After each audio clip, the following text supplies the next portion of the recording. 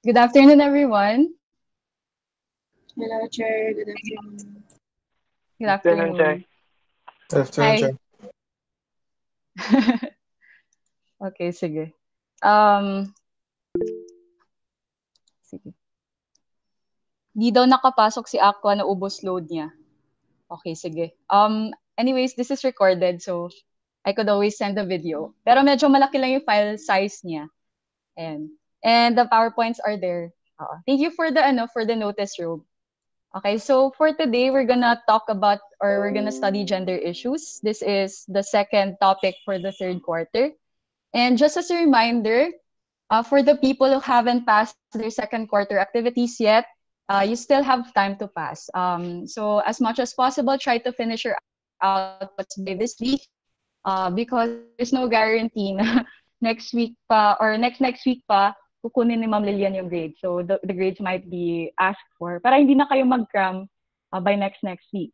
Okay, so make sure you finish that. You still have time. Anyways, wala tayong activities masyado ngayon sa COI because again, I'm giving you space so that you can make your activities during this week. The deadline for our performance task for both week 1 and 2 would be on March 15.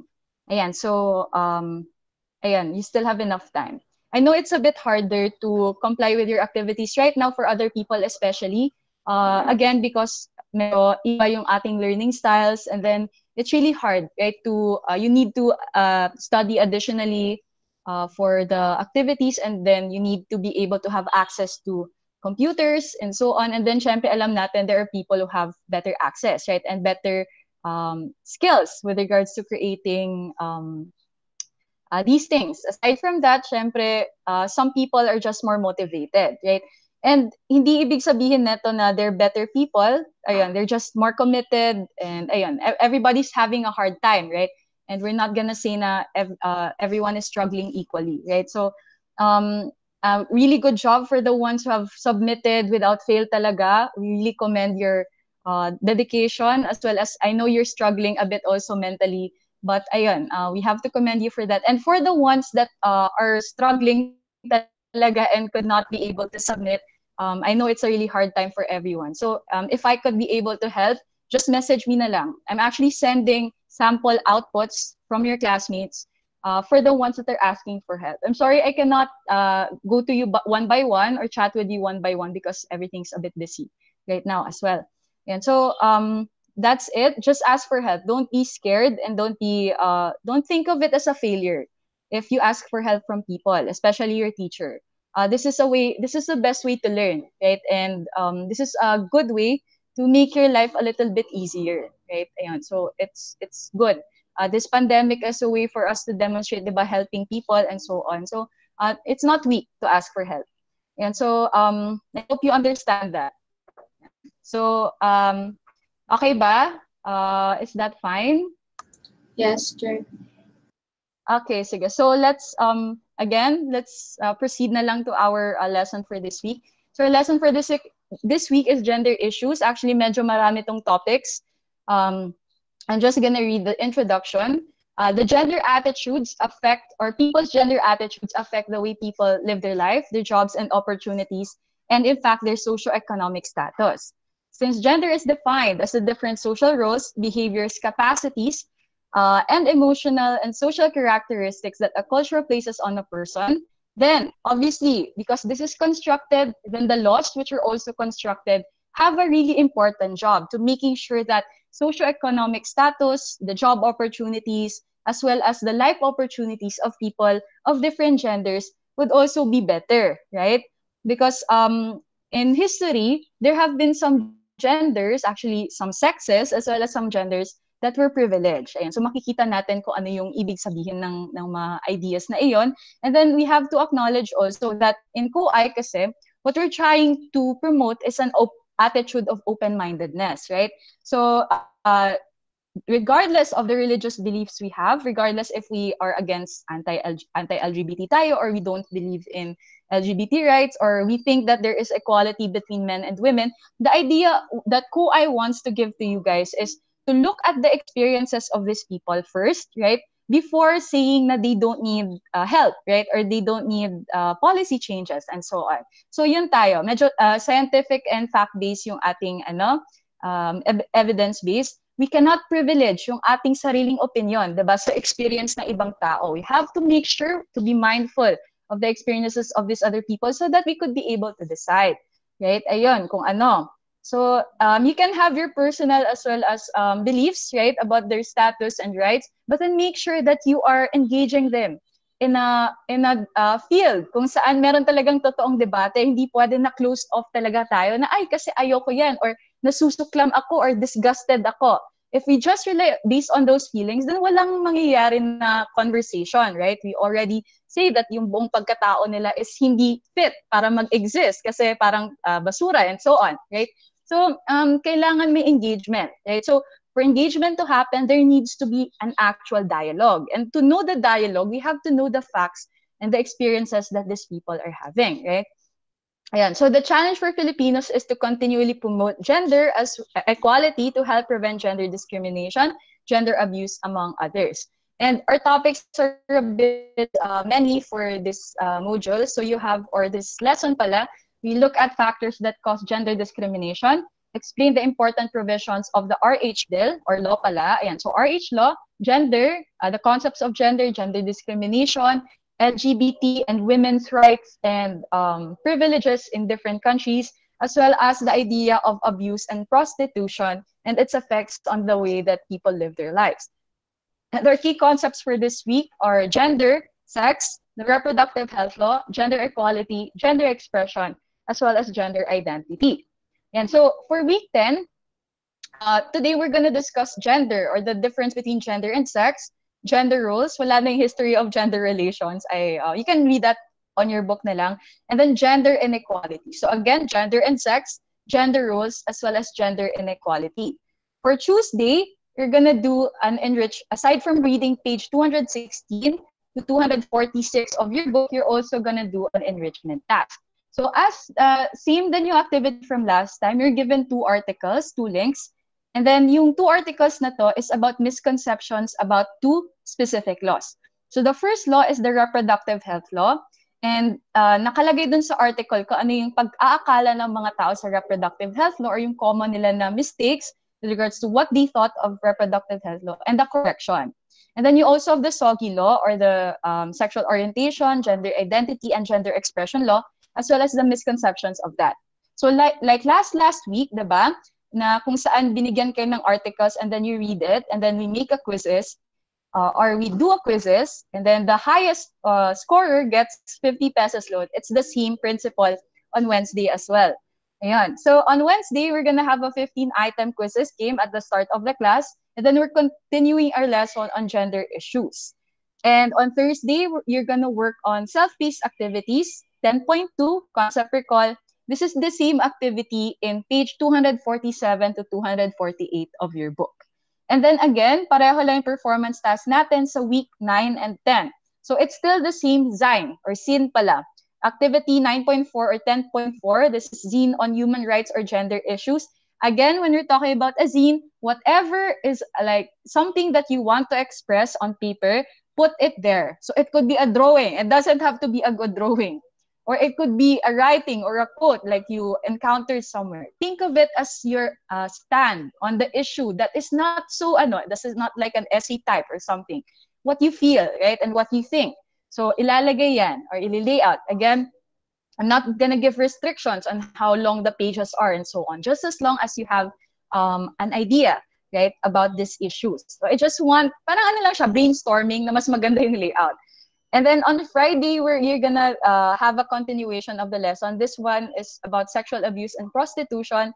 Then we're gonna have a 15-item quizzes game, and then you're gonna take assessment 10.3. Ayan. So are there any questions regarding the activities that you are gonna do for this week? Wala man, sir. Okay. Sige, wala naman.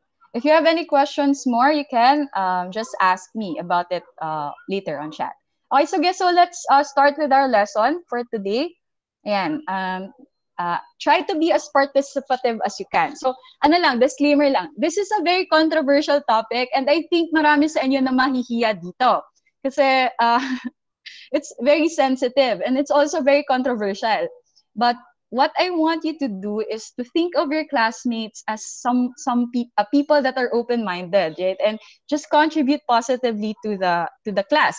And so no judging, right? Make sure that you support your classmates during this specific type of discussion and answer as honestly as possible. Right? Ayun. Parang nagko-confront. Mahina daw yung net ni Dan Bon. Okay, Dan, sige, putol-putol. Just chat. Kapag pwede mag-chat, Dan, you can always chat. Ayan. I think it's better kapag nag-chat. Ayun. So, it's really sad, diba, na mas mahina yung internet na ibang tao. Thank you for chatting that, Dan. Sige. Ayan. Okay, so on the next slide, we have traditional gender stereotypes. So when we're talking about stereotypes, these are ideas, diba? Or certain characteristics that are parang pinipilit or stinistik sa mga babae at sa mga lalaki. Dapat ganito yung babae, dapat ganito yung babae. So yung mga babae daw, dapat hindi aggressive. They are submissive, home-oriented, easily hurt emotionally, indecisive, talkative. Hi, Ayeng and Aaron and Clyde. Talkative, gentle, sensitive to other feelings, and then cries a lot, emotional.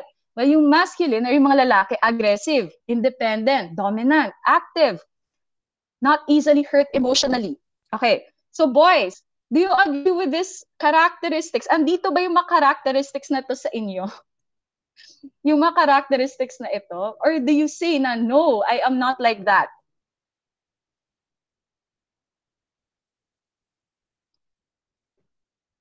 Okay, who wants to say, sino dito yung, medyo maiyakin kahit lalaki sila? Or very emotional? Gentle? Sige, walang sumasagot. Grabe kayo. Alam niyo ba, yung mga babae, mas gusto nila yung gano'n. Anyways, I have, di ba, yung kapag gentleness, usually sa lalaki, this is not something that is good for them, di ba? Kapag, for example, caring, gentle, and so on, if they are with their guy friends, I don't know ha, totoo ba to boys? Verify this naman. Pero parang, tinitis ka kapag medyo gentle ka or malambing ka and so on. And then kapag medyo emotional ka, kapag hindi naman kayo drunk, for example, or you get affected, or you cry easily, then kinukutya ka or tinitis ka. And then kapag babae, eto na lang, para doon na lang tayo muna mag-start sa babae. Girls, if you demand or become aggressive, sometimes do you get, pinupuna ba kayo? Or sometimes do you get punished? Yes, sure. Like, for example, Yes, sure. For example, aggressive, sure, mabigat. Ay, magaan daw kasi yung kamay ko. So, sometimes sabi ni Papa, hindi daw sure kung babae ako or lalaki. Ganun. Magaan yung, sa pag-shooting? Hindi, check, ano ba yan? Anger issues, but sure, madali akong maiinis na yan. So, minsan, bigla akong mananapak, gano'n. Okay. Ayun. Oo, di ba? So, meron ng association, yung babae bawal manapak or maging aggressive or actually to do something physical, di ba? Tapos sasabihin, ay, babae kang tao, tapos ganyan ka. Ganon, di ba? So, there is characteristics that, okay, dahil babae ka, dapat ganito ka. Bakit ganito ka? Bakit ka nananapak? Or bakit, you get angry and then galupok ka, mga makaron-makaron. Usually, di ba, these are associated with male characteristics. Right? But these things serve a purpose. Syempre, there's a healthier way to demonstrate your emotions aside from mananapak and so on. For both male and female yan. But at the same time, hindi lang yung lalaki yung nagagalit, di ba?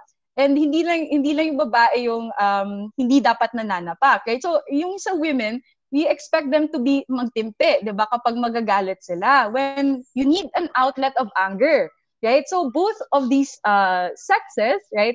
Mamaya we'll look at gender stereotypes and so on, have to have an outlet of anger. Right? Pero parang sa babae, gusto palaging inside. Ganon. Or sa lalaki din. Mga babae parang mahinhin lang na yan. Na parang sobrang mabagal gumalaw. Yeah, and then diba, sasabihin ka, for example, you walk a bit quicker and so on. Ay, pang lalaki ka yung tindig mo and so on, diba?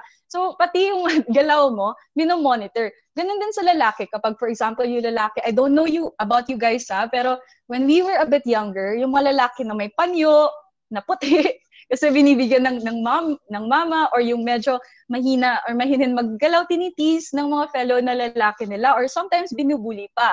Again, because they demonstrate more feminine characteristics. Kapag hindi masyadong mahilig sa sports and then medyo quiet, ganun. Usually, those are the targets of bullying for the boys. Right? Can somebody confirm from the boys' side about this? Sino na may ganun na experience dati? Medyo mahinhin sila, tapos may dala silang mga panyo na maputi, tapos hindi sila masyadong nagpa-participate sa sports, ganun-ganon. Ayun. Ayun, sige. Anyways, wala talaga. Sige, later lang.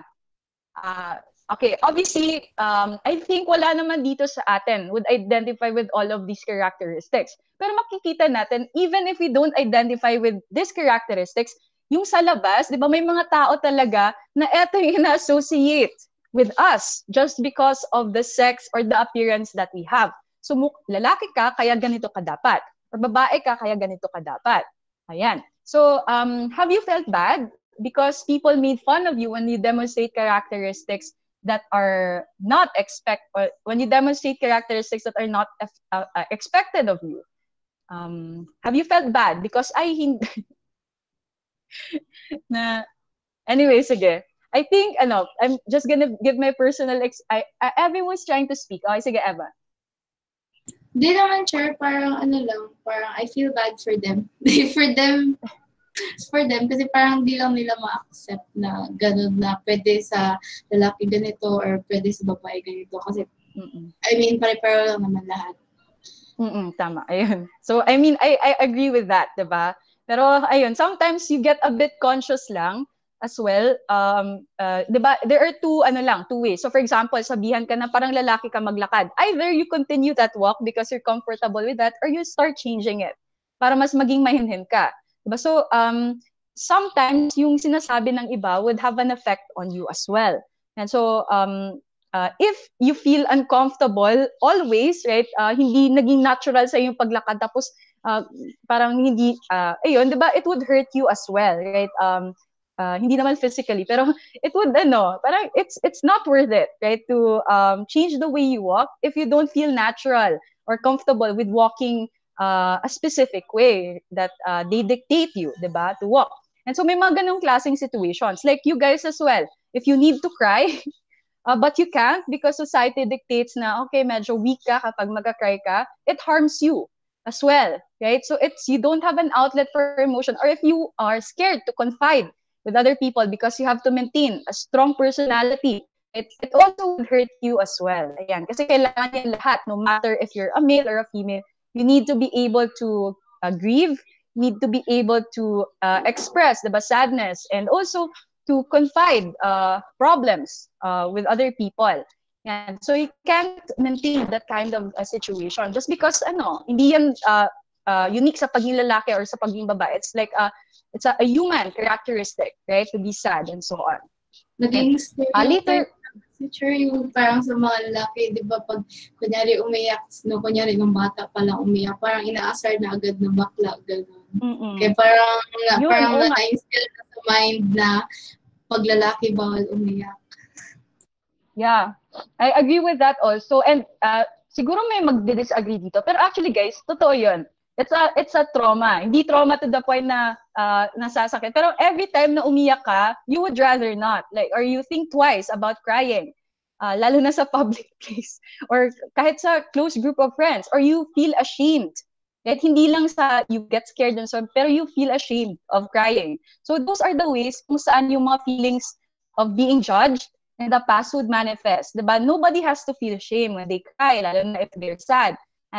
But if you're a male, generally, you're not expected to cry, diba? Lalo pa kapag, for example, your parents or your friends make fun of you, that would be really, really, tragic talaga yan. Yan. So, that's why Gloria Steinem says, a gender-equal society would be one where the word gender does not exist, where everyone can be themselves. Okay, so if sa boys, alam natin na may mga characteristics tayo in the past na kinot lang natin. Yan, or sa girls din, meron tayong mga characteristics sa past na kinot lang natin because, again, of societal expectations. So, I'm not sure about you, pero before, I wanted to try sports, right? Medyo like rock climbing and so on. Yes. Oo, sa pagsuot ng damit, sure. Sa lalaki, pag kulay pink, bakla na kaagad. Or kapag magpalda sila, bakla na kaagad. Ayun. Or ano, kapag di ba, ayun, yung isa pa, kapag mag-long hair yung lalaki, di ba, it's also it's a gender expectation. Girls, it's just hair, right? It's just hair. But if a guy has long hair, there's already a certain judgment, right? And then sa girls, it's natural to have shortish hair or longish hair. Not to the point naman na kalbo kasi medyo ano din yon, pinupuna din ng iba. Okay? Pero may mga expectations tayo na kapag magpakalbo yung isang babae, lesbian na kaagad. Or yung lalaki, kapag long hair, baka gito or medyo feminine, ganun-ganon. So again, yung idea dito, there are certain boxes that people put you in. And sino dito sa mga lalaki gusto magpahaba ng hair pero are scared, a bit scared to try it because pupunain ng mga tao, even though you really like the style, right? Or sino dito yung gustong mga babae na magpa-shorten ng hair or magpakalbo, pero nahihiya because again, hindi kayo i-allow or ipupunain kayo, di ba? Ayan, so yung idea dito is that certain gender expectations would restrict your experimentation with your style, your self-expression, right? What you find cool, right? So even if cool sa inyo, yun lang yung meaning na nilalagay mo because there are certain gender expectations put upon you, then nire-restrict na kayo kaagad, right? And yun yung idea ng life, right? So we only have one life, and to try things that are cool or seem cool to us is one of the things that we could do best, like about our lives. And to put gender restrictions on what we could do, for example, si Rob, right? Gusto niya, aside from a flight stewardess, she wants to transition later on, kapag magsa-stewardess siya, she wants to transition into being a pilot, right? Because there are actual stewardesses who have transitioned into being a pilot. And nakita niya, ayun, right? But because pilot or being a pilot is a male-dominated na job, Rob restricted herself na lang, right? Even though she wanted to really become a pilot. So there are a lot of stories like that, right? Kung saan, because of gender restrictions, nililimitahan mo din yung sarili mo, even though you really want to deal with these things or to try these things. So yun yung idea, di ba?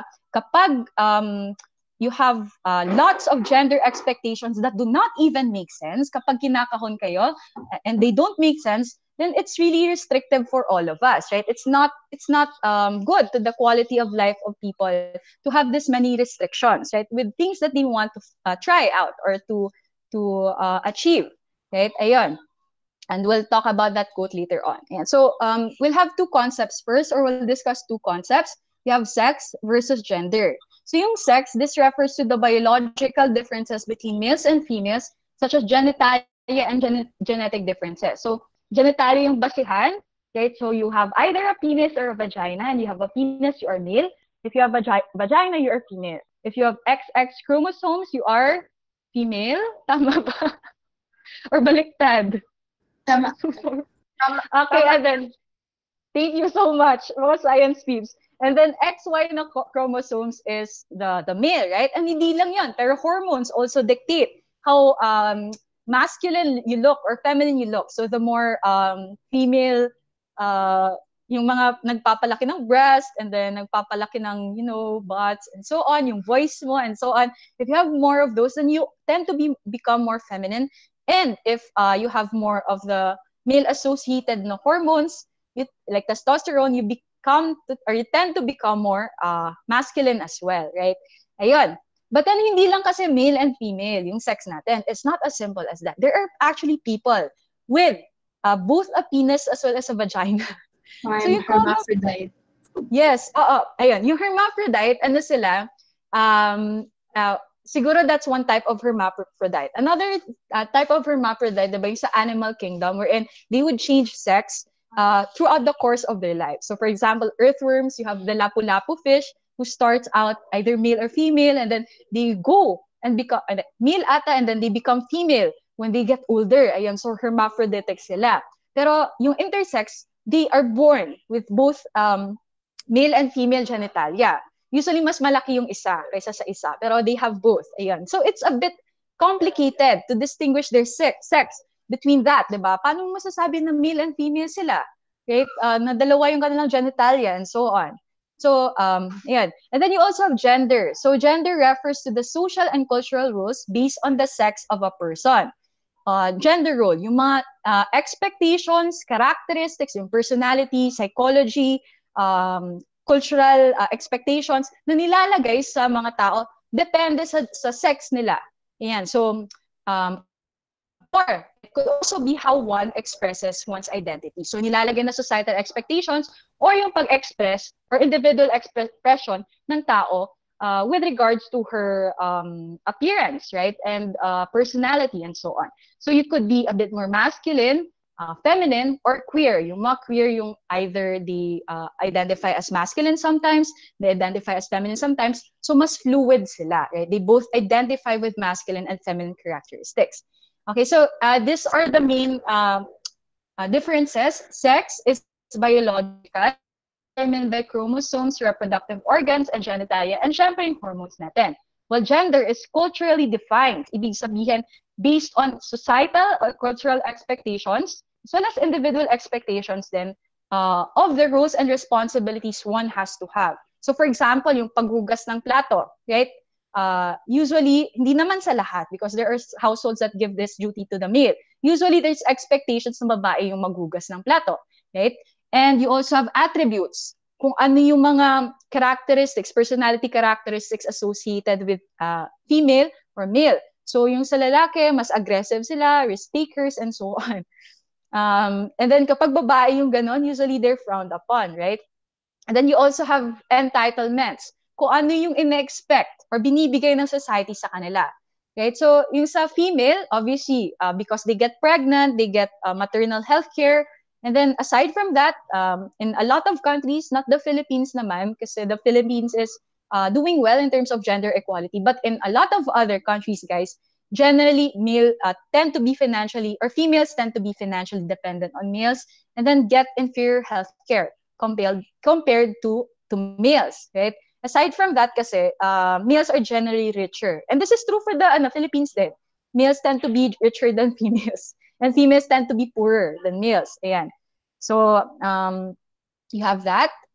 If may questions ba tayo about the distinction for this one? Wala, Chair.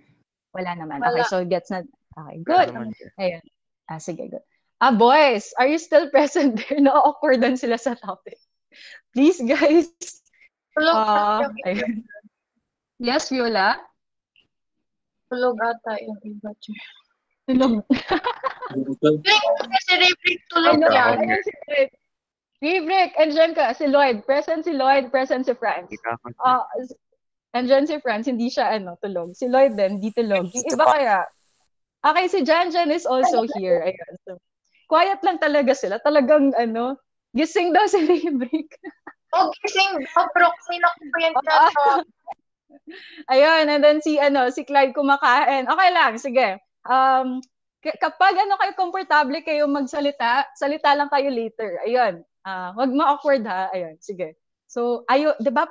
Payag kayo na yung girls yung magdo-dominate sa presentation na to, tapos walang representation from the guys. It's a bit unfair, right?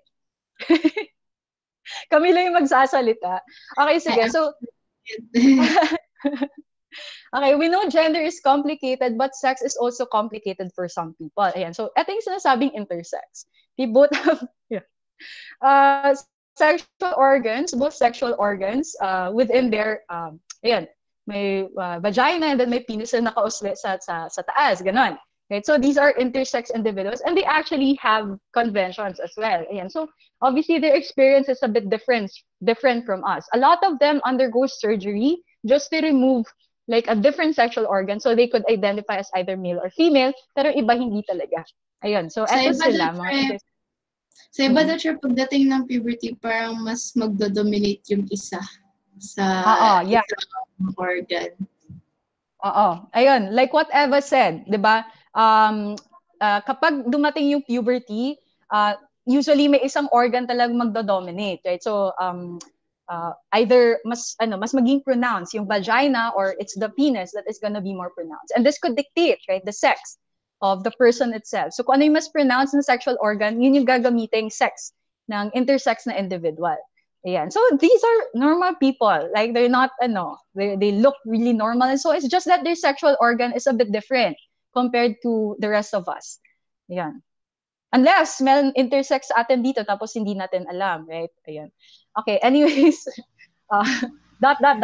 So, however, people's identities related to gender and sexuality could be described more broadly.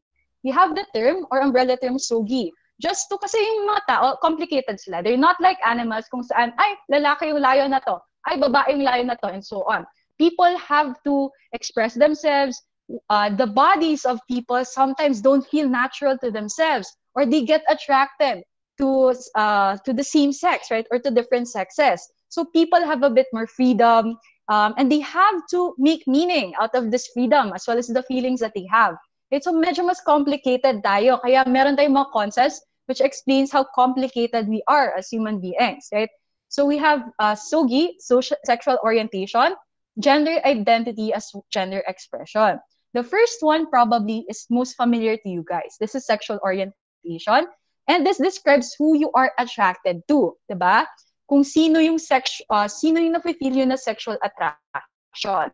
And kapag sa social science kasi, yung dinedescribe nila is there are people that are exclusively heterosexual, and there are people that are exclusively homosexual. Ibig sabihin, they're only attracted kapag heterosexual to people of the opposite sex, or they could be attracted to people of the same sex, diba, homosexual. Pero a lot of us are on the spectrum. Ibig sabihin, sometimes you might feel attraction to people of the same sex, or most of the time, diba, we might feel attraction to people of the opposite sex. And then you have, sometimes you might feel attraction to people of the opposite sex, and most of the time, we might feel attracted to people of the same sex. So yung tinatawag na spectrum is range na sexual behaviors ng mga tao, right? It's a more open way to describe how we feel, right? And who we are attracted to. Kaysa sa 1-0 lang, di ba, na okay, eto lang, ganun lang. Kasi hindi lahat ng tao may ganung klaseng switch, di ba? Merong mga tao na ganun,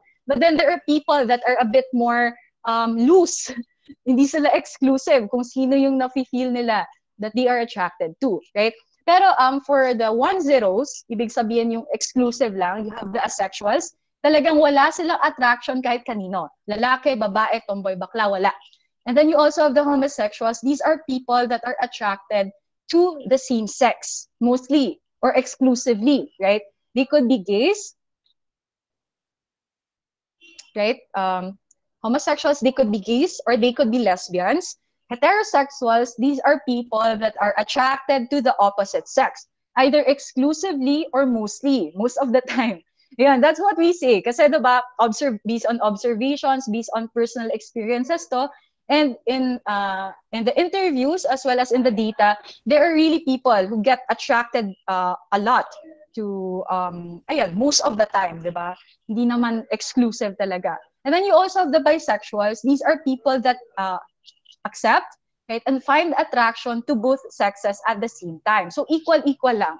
Right? Ayun. So, makakita ng attractive na babae, makakita ng attractive na lalaki, personally attractive, ha?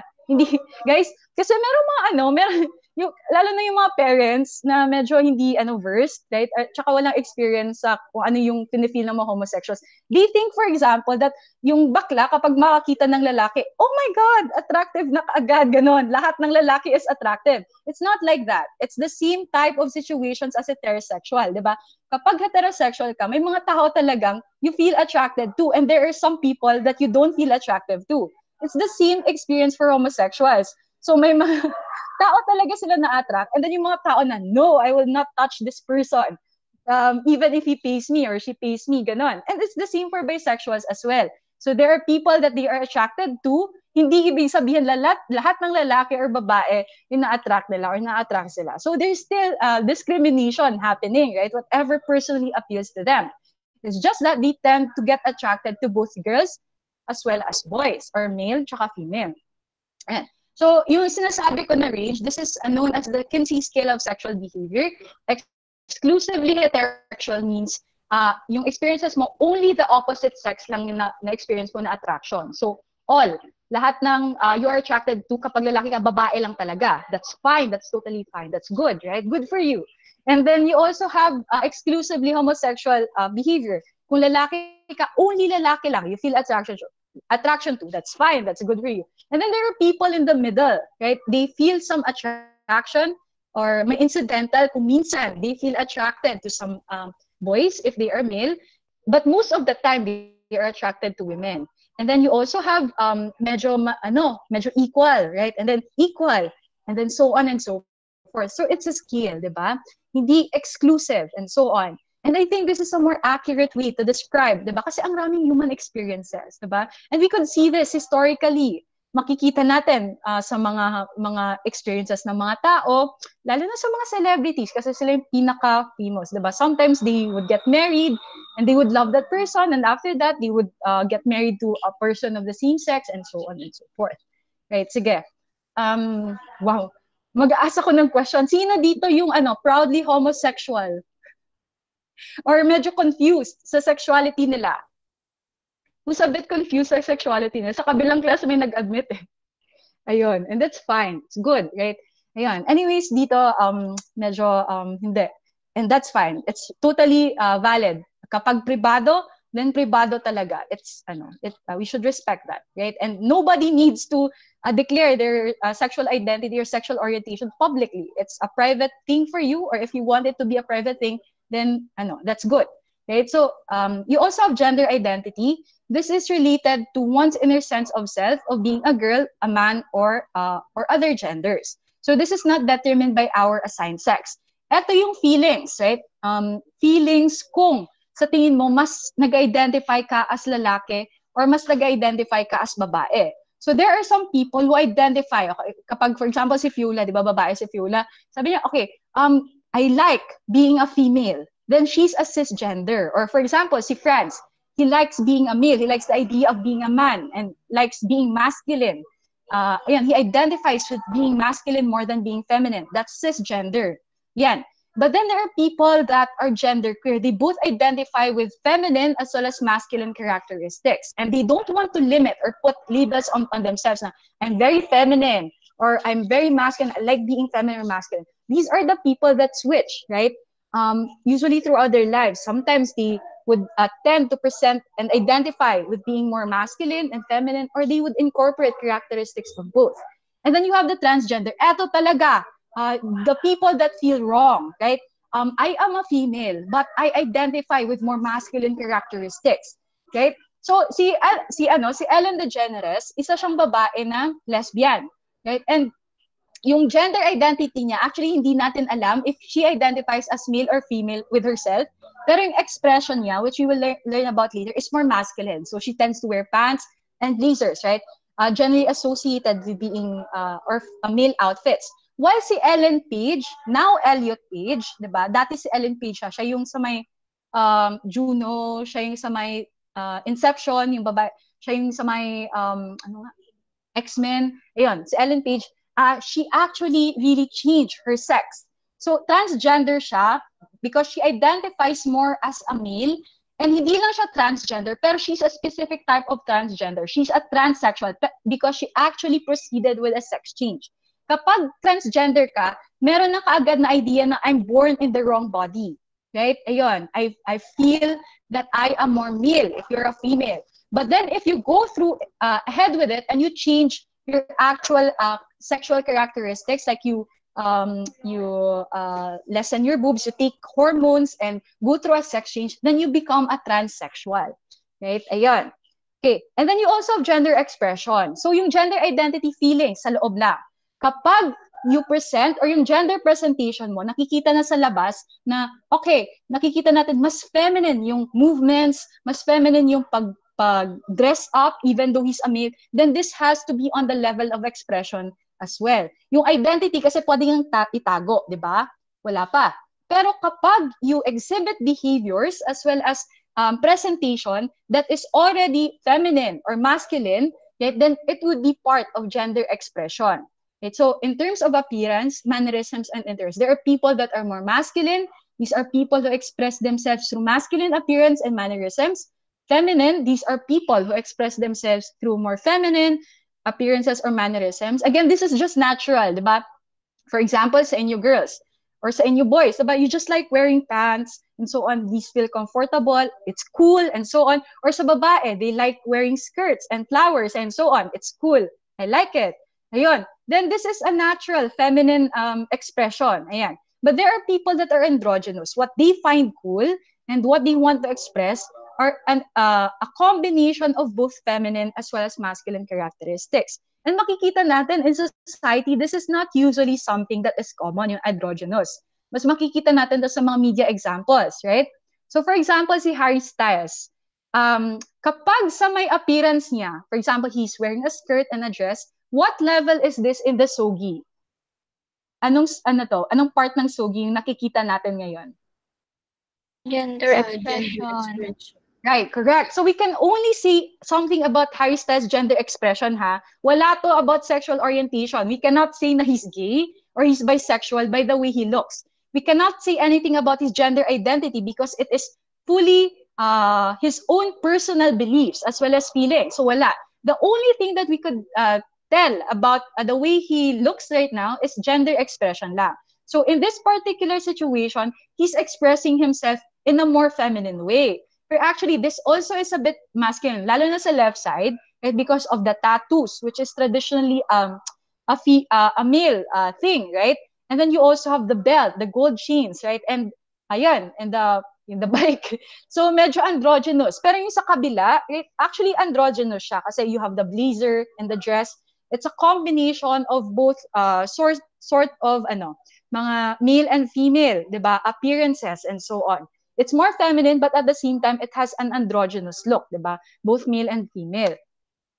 So again, wala tayong alam about sexual orientation ni Harry Styles. And actually, if you read his interviews, he's very private about it. He doesn't want to identify as gay. He doesn't want to identify as heterosexual or bisexual. It's his business. And that's fine. And that's good, right? Gender identity. He identifies himself as queer or fluid. Ibig sabihin, sometimes he thinks of himself as more masculine or feminine, and mas free siya, 'di ba? Like kapag gusto niyang mas masculine na hobbies or characteristics, he's gonna demonstrate it. And kapag feminine and so on, he has both sides, 'di ba? Parang may ganun na klaseng idea, both the characteristics associated with this genders. And then expression niya is androgynous because again dito mas feminine siya, pero in most of his media appearances and his everyday life sa mga paparazzis, he would wear pants, 'di ba? T-shirts and so on, and then mas masculine siya tingnan, pero he's really flexible. He can sometimes wear dresses and so on. So makikita natin, 'di ba? Sogi is a bit more complicated. Again, gender identity, we cannot know this until a person tells us. Gender expression, this is something that we could determine from the way they look. Sexual orientation, we cannot know this unless someone tells us as well, right? Or kapag, for example, meron talaga silang public relationship. Ayan. For example, you're a married man or you were dati kang may asawa na babae. For example, sabihin natin si Robert Downey Jr. Nagpakasal siya, first one, sa babae, right? He's obviously heterosexual. Pero for example, nag-divorce sila and then he got married to a man, right? Then he's gay. Ganun lang talaga yun. 'Di ba? A gay relationship. Pero with regards to sexual orientation, he might say na I'm gender fluid or I'm bisexual and so on, right? So it could be on the level of what relationships we see on the public, right? Or it could be a level of what the person says they are attracted to, right? So ayan. And in terms of how I want to dress, he says, and what the album's sleeves, 'di ba? Sabi lang ni Harry Styles, I want things to look a certain way, not because it makes me look gay or it makes me look straight or it makes me look bisexual, but because I think it looks cool. Sana we also have this kind of approach, 'di ba? Whatever people say na people used to downplay na okay, cool lang 'yan. Ang raming mas mga bagay na mas important sa pagiging cool. Pero no, coolness is something that is good, right? Whatever you think is something that you should aspire to, whatever you think feels good and looks good, that is very important to human life, right? If it makes you feel happy, it gives you fun, it gives you a sense of play, it gives you a sense of discovery about yourself, then those are the some of the most essential things of living, right? And gender and expression is a way to play with this, right? If we're trying to restrict that, then we're actually losing a lot. Lalo sa mga tao kasi na iba, hindi to masyadong nagmamatter. So it's fine for them if they're a bit more masculine or feminine. But for some other peoples who think of this as too restricting, then it's really a jail or a prison for them. Right? So sana we give that kind of space as well for us to discover and so on. Right? Pero again, mas maganda siguro kapag hindi natin kinukulong yung sarili natin na, ay, babae ako, kaya bawal ako mag-shooting ng guns. Ano yung sasabihin nila? Or, ayun, hindi lang ganun, guys. Pero on the level of harm, right? So, for example, si Juliana gusto mag-jogging sa Boracay mga 11 p.m. Wala, for example, na curfew. Juliana, why would you not run in Boracay? Hindi sa Boracay, ang rami kasing tao. Doon na lang sa may Tabon Fort. Sino dito Teacher, may aso, teacher. May I don't care about what people would say. I would care about what dogs would do if they saw me running. May aso. Or tama. Sige, that's one concern. So, a concern of safety, diba? And ayun, so, in some places, hindi lang aso yung iniisip nila. Diba? So, for example, in Rizal Park or in Intramuros area, it's already a threat to the life of people. Right? To specifically women. Hindi lang women kasi sometimes men would get stabbed and so on. Pero, diba, kasi there are some things that women would experience more, like rape, for example, and so on, in that particular situation. So, there are some things that they are more scared of. And this one is something that is connected to that as well, right? Some people even would punish women. Na, for example, you get like you wear clothes that are a bit more revealing. People would punish you, diba? Just because of that. Hindi lang pagkutya, hindi lang mga verbal abuse, pero sometimes even to the level of physical abuse, just because you dress daw provocatively and so on. And for the males, for example, if they exhibit behaviors that are associated with being weak, for example, iiyak sila, mas lalo silang ibubuli. Diba? These are things that are restricting to all of us. Walang nakaka-benefit dito. It's just harm against harm against harm. If we let go of these things, that men are not supposed to cry, or women should not be aggressive, or ayun, and so on, then we actually allow these people's peace to be able to live, and so on, right? We don't know how important this is to us and to other people as well. Ayun. So you have the summary here. You have gender identity, sexual orientation, biological sex, as well as gender expression. We just look at these labels. Yeah. Let's just finish the lesson. Sorry. You also have gender roles. Again, these are expectations that determine how males and females should think, speak, dress, interact in the context of society. So again, ito usually yung ating may mga gender expectations tayo. Women must be beautiful. Diba? Males cannot allow themselves to feel fear. Males should be aggressive and risk takers. Women are only satisfied when they are mothers. Obviously, we disagree with this, right? But there are certain expectations still. Bakit hindi ka pa nag-aasawa? 30 years old ka na, ganun. Sa babae. Ay, hala, mawawalan ka na. Diba? Ay, mawawalan ka na ng egg cells. Ganun. Hala, ano yan, masasayang ka. Ganun. Actually, yung mga sinasabi nilang stereotype pag ayaw mo na magkaanak, tatanungin pa nila ko, ay, gusto mo ba mag-madre? Oo, ganun. Either dalawa lang yung track mo. Diba? Either maging madre ka or magkaanak ka. Ganun lang ba yung life ng babae? Either you abstain from reproduction as a nun, or you become a mother. Right? It's a bit, ang bad. Or for example, sa lalaki, diba? Kapag yung lalaki gusto niyang mag-take care ng kids, they do not want to get a job, right? Because they care more about childcare, home care. And ayun, diba? And then yung wife naman, willing naman to take a job. And then he gets judged by fellow males. Bakit ganyan ka? Ayan, nagpapa-under the saya ka, diba? When it is more fulfilling for him to take care of children, for example, to be a father, to be an actual father, hindi lang father who provides money to the family, but to actually exhibit caring behavior, to take care of the children when they want to eat, when they want Para to mas go to maganda sleep. na yung venture kesa yung supportive lang financially. Para mas maganda yung doon talaga yung father. Oo nga, ganun. And we're not saying na male should be like this. It's just that there is, di ba, yung mga lalaki, talagang caring sila. I see that in you guys. You're caring people. But then, if you're caring, yung idea natin ng pagiging caring sa lalaki is, ayan, kailangan mo lang mag-abot ng pera, tapos caring ka na. That actually lessens your experience of caring. Hindi siya as satisfying for you. Like, lalo na kapag medyo affectionate ka. Diba? And this is something that my dad also has a hard time with. Like, he hugs his daughters, pero he feels awkward for to hug boys, right? Pero gusto niya. Diba? Gusto niya, pero hindi expected or merong nag-restrict sa kanya para mag-show affection sa lalaki. And, diba guys, it's good to get hugged. No matter whether it comes from your dad or your mom, it's good to get hugged by your parents and for your parents to show caring behaviors to you. Right? Ayun. So, these things, even my dad, he's a bit more open-minded than the other guys, pero he finds it awkward. Gusto niyang mang-hug ng mga sons niya, but at the same time, because hindi sinasabing normal to or normal mag-display ng affection sa mga lalaking anak, usually ano lang, talking lang and so on, walang physical affection. It's really sad to hear something like that kasi physical affection is so good.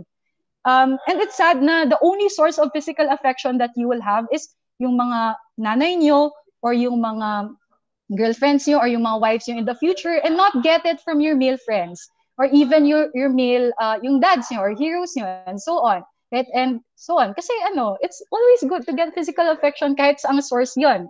Kapag gusto mo, syempre. And so, yun, diba? Maganda naman siguro magkaroon ng hug sa mga dads natin kapag lalaki tayo. Ayun. And it's good also to confide with your dads. Diba mas awkward mag-talk sa mga dads kapag lalaki ka, kapag medyo emotional yung talk. Pero actually, sila yung mas nakakaintindi sa inyo. Diba? They have the experiences of being male. And it's a bit harder siguro it's a bit less relatable for you to talk with your mom or your friends na male. Again, it's a bit awkward din siguro to talk with other males para sa emotional experiences. Usually hobbies lang or yung mga lakad and so on, di ba? Or nag-joke lang kayo. Pero kailangan din ng outlet. Hindi dapat talaga ganun lang. So kailangan na mas deeper. Kailangan yung mag-process ng emotions and so on. Kasi, ayun, medyo masakit yun kapag dun lang sa loob tinatago, wala kang i-confine, di ba? Or i-confide. Yan. So the problem with gender is that it prescribes how we should be rather than recognizing how we are, how we should be, di ba? So yung idea ng gender, it's like a cage. Kinukulong tayo, dapat dito lang tayo or presuhan. But then what we're trying to change with regards to gender equality, with regards to recognizing the experiences of people as beyond this gender stereotypes, gender roles, is to say that the cage does not exist. Or even kapag hindi tayo komportable sa idea na the cage does not exist, to get a bigger cage for us. Not to the point that we are suffocated, right? And we suffer, right? Kahit ganun lang, get a bigger cage for yourself. Put restrictions on yourself, but as long as you get space to discover as well as to explore. Right? Ayan lang. I hope the boys, even though na hindi sila nagsasalita, also agree with this. And if you don't, that's totally fine. I hope you found this a bit interesting still. Yeah, so we'll end here. Are there any questions? Wala, Chair. Okay, Wala, so, Chair. okay. Bye-bye, guys. Goodbye, everyone, and hope you have a good day. Bye, Chair. Bye, Chan. Bye, Chair. Bye-bye. Bye, Chan.